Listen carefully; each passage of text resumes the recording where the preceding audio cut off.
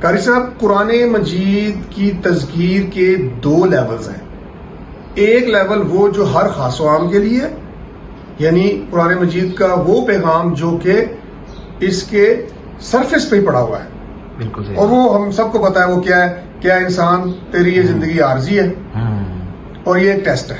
صحیح بات ہے. تو اصل زندگی آنے والی ہے، بالکل. اور موت جو ہے نا وہ اینڈ نہیں ہے. ٹھیک ہے، تمہیں اٹھایا جائے گا اور تمہاری جواب دہی ہوگی، اور جس کا نتیجہ 2 ہی ہیں، یا تو بادشاہوں جیسی نعمت بالکل ایسے یا دردناک عذاب. درمیانی رستہ کوئی نہیں ہے. یہ سمجھنا کوئی مشکل ہے؟ کوئی مشکل نہیں ہے. مشکل ہے بالکل. تو دوسرا جو تذکیر کا لیول ہے نا وہ ہر عام کے لیے نہیں ہے، وہ خواص کے لیے ہے. بالکل. جو 5 to 10% ہوتے ہیں خواص سمجھتے ہیں، جو جن کو اللہ تعالیٰ نے خصوصی صلاحیتیں دی ہوتی ہیں کسی بھی شعبے میں. بالکل صحیح بات. تو دین کے شعبے میں بھی خواص ہوتے ہیں، ٹھیک ہے، اور وہ ضروری نہیں کہ عالم لوگ ہی ہوں. بالکل صحیح. وہ کوئی بھی ہو سکتا ہے، کسی کو بھی اللہ یہ توفیق دے سکتا ہے. کوئی ڈاکٹر انجینئر بھی ہو سکتا ہے، اللہ کرے اللہ بھیج دے. بالکل صحیح بات ہے. ٹھیک ہے. اور وہ کیا لیول، اس میں سچے موتی تلاش کرنے کے لیے اس میں ڈبکی لگانی پڑتی ہے، نیچے غوطہ لگانا پڑتا ہے، اور کیونکہ وہ علمی اور تدریسی ہوتا ہے. بالکل صحیح بات ہے. جس کو اس کا شوق ہو. بالکل. ٹھیک ہے جی. یہ ہر ایک ڈومین نہیں ہے. صحیح بات. تو اس تناظر میں خراج تحسین پیش کرنا چاہوں گا.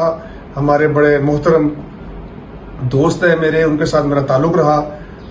نادرا آفس سے وہ ایز اے ڈائریکٹر ریٹائر ہوئے ہیں. وہ ایم اے اکنامکس ہیں. بہرحال ان کا دینی بیک گراؤنڈ تھا. سید افتخار حسین شاہ صاحب. بالکل. تو آپ دیکھ رہے ہیں یہ اللہ کی شان ہے کہ انہوں نے ریٹائرمنٹ کے بعد 7 سال قرآن مجید پہ تدبر کیا.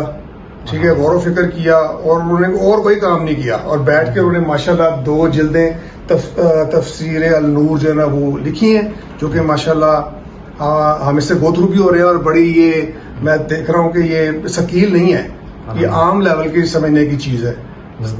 اور یہ باقاعدہ جو ادارہ ہوتا ہے گورنمنٹ کا جو اس کو اپروو کرتا ہے، اس سے اپرووڈ ہے، اسٹیمپ لگی ہوئی ہے. ٹھیک ہے جی.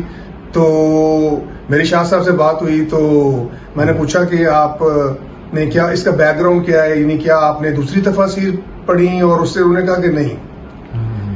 انہوں نے 2 ہی لفظ بولے کہ افلا یتدبرون القرآن. قرآن خود کہتا تم غور نہیں کرتے قرآن پہ. افلا یعقلون، افلا تتذکرون، افلا تتفکرون، تم غور فکر نہیں کرتے. کیونکہ کہتے ڈاکٹر صاحب میں نے بس وہ کیا ہے الحمدللہ.